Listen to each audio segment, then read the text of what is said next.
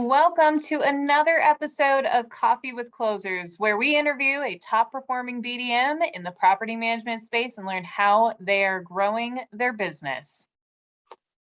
I am your host, Drea Hespin, and today I am honored to bring on Taylor Haas from Colorado Realty and Property Management. Taylor has been a top performing BDM with our Scale Club community for 2 years. Taylor, has it felt like that long? No, not at all. It feels like I started like a few months ago, but time flies when you're having fun. I told her to say that just so everybody knows. But Taylor has been crushing it in the BDM space, and they have 2 BDMs handling all of those leads. And Taylor not only is just the BDM, but she also handles all of the disputes and angry people on top of closing down a bunch of doors. And so Taylor, do you want to tell us a little bit about how business is for you at this point and how you're handling the office, complaints and selling at the same time? Business is going really, really well. Obviously, we've been receiving quite a bit of leads, and me and my partner, Renee, have been working really hard to close those. We set a goal at the beginning of this year to close 200 doors, and we are currently at 203, and we still have the rest of the quarter to go. So stuff is really, really good. As far as my role here, I do the business development for our company, and I also do what we refer to as client success. So BDMing is way more fun for sure. As basically the complaint department, I work with clients that we consider are at risk.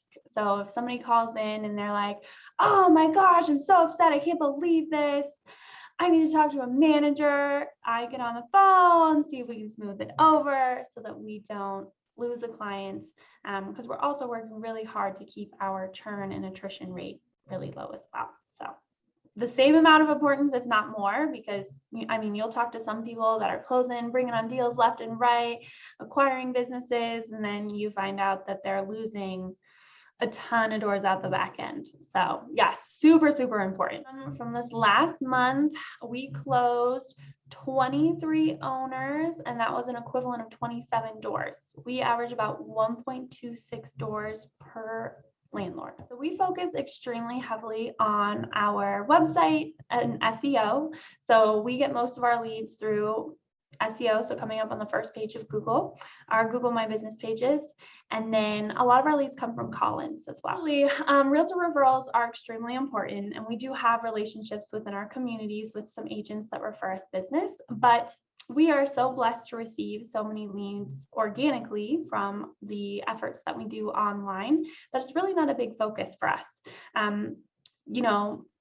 We receive so many phone calls that it's more important for us to be sitting here talking to people, doing that follow-up to get those conversions versus going out into the field and doing lunch and learns or office pop-bys, which I know is very important to other businesses and getting leads. One of our goals for 2021 was to expand our sphere to a little bit wider and cover a brand new market. So we have always been in the Denver metro area.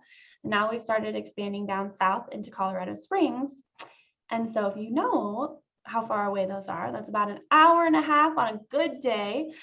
So we needed to come up with a new way for Renee, my partner, and I to continue to sell and make those conversions without spending potentially 3 to 4 hours out in the field each day.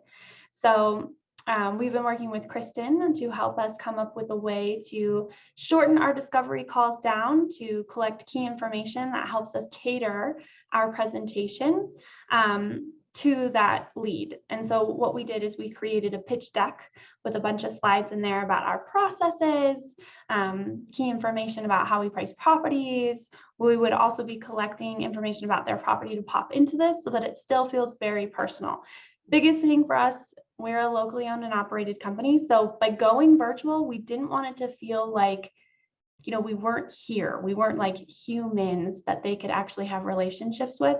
So we worked really hard to, and are still working, of making sure that even though we are virtual, meeting face to face, that they still feel like they know, like, and trust us. Yes, so we're currently using Lead Simple. We've been using Lead Simple for, gosh, I want to say maybe 7 years. And the thing is that your CRM always has to be changing, always, always, always has to be changing. So Renee and I spend almost every quarter going through and reviewing all of our stages to make sure that they're still relevant to how we're selling. And, your content changes as well. So making sure we're updating that. So we use a lot of automation. As you know, statistics out there are super important on how quick you respond. So we try and get people within about 3 minutes of submitting a lead, texting them Calendly links if we can't get a hold of them, and then continuing to follow up with them until, basically, as Lyle, our boss, would say, until they tell you not to. So we communicate with people as long as possible. And then, we have that short discovery call. We move to having that Zoom call. And then again, our automation kicks in after that of eventually getting them to convert to closing. I don't think you could ever ask enough questions, and Kristen always tells me I need to ask more, but it really helps you to better understand the lead, build rapport, and then just make sure you're going to be a good fit. With our company, we work really hard to make sure that we bring on somebody that we want to work with. So asking a lot of those questions up front. And then secondly, is having excitement about what you do. We get the same speech 1,000 times a week. So sometimes it can be kind of like, oh gosh, but having excitement. If you ever hear me do a practice or a lead call, I'm like, oh my God, that's great. That is so exciting. Because if you're excited, they're excited. And having that excitement, it gives you confidence. For me, I've been doing this for a little while, and it really just started to click once I had that confidence in myself and excitement about what I was doing, because then people also have that confidence and excitement in you. I mean, when it comes down to it, Taylor has actually been awarded BDM of the Year at PMM Con, which is Property Management Mastermind Conference this year. So we do have a celebrity in our presence. Is there any additional words of wisdom that you would like to share, Taylor, with anybody watching this that is a BDM in the space? Yes, I would say practice, practice, practice. I spend a lot of time going through and replaying conversations, listening to my discovery calls, watching my Zoom selling that I do, because although something might click for you, going back and rewatching it can teach you a lot about what you're doing, and honestly have fun with it. With being a BDM, there's obviously a ton of pressure to close deals and, help grow the business. But if you're not having fun, that clearly comes through in your selling. So like I said a minute ago, excitement, and just, go all in. So for your quick recap, as a company, they have already surpassed their goal of growing by 200 doors. They have already reached their goal +3, and they still have the rest of the quarter to go. As you heard, Taylor handles customer success on top of selling as a BDM, and that retention is just as important, if not more, than bringing on new doors. And this last month, they closed 23 owners, which was 27 doors, and they average about 1.6 doors per landlord. They focus heavily on their website and SEO versus the hot topic of realtor referral relationships, and the amount of call-ins are more important to focus on for them in this case, and make sure they are available for those incoming leads right away. As Taylor's focus this year was to expand their sphere and cover a brand new market.